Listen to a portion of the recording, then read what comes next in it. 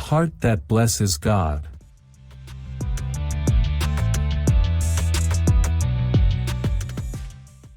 Psalm chapter 103 verse 1. Bless the Lord, O my soul, and all that is within me, bless His holy name.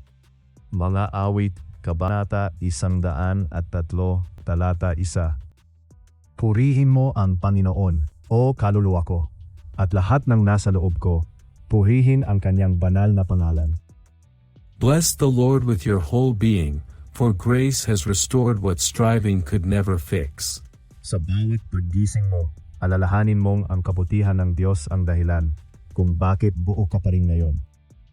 True worship begins when your soul remembers who God is beyond your circumstances. Kapag pinili mong magpasalamat kahit may pagsubok, lalo mong nararanasan ang kapayapaang galing sa Kanya.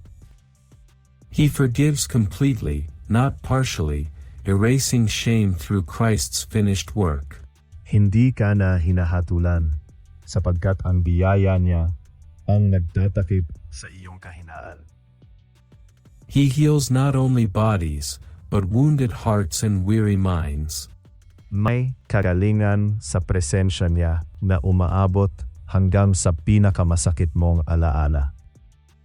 He redeems your life from destruction, rewriting what the enemy meant for harm. Kahit nagkamali ka noon, kaya niyang gawing patotoo ang iyong nakaraan.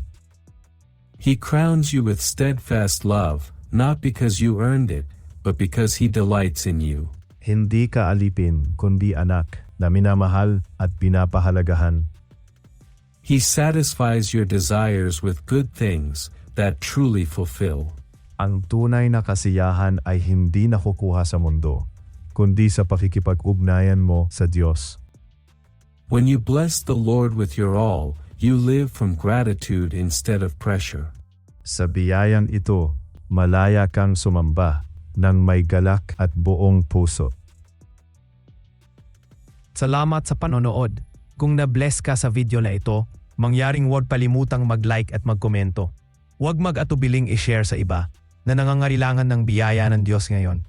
Mangyaring mag-subscribe at i-click ang bell icon para ma-notify at manood ng iba pang mga inspirational na video tulad nito.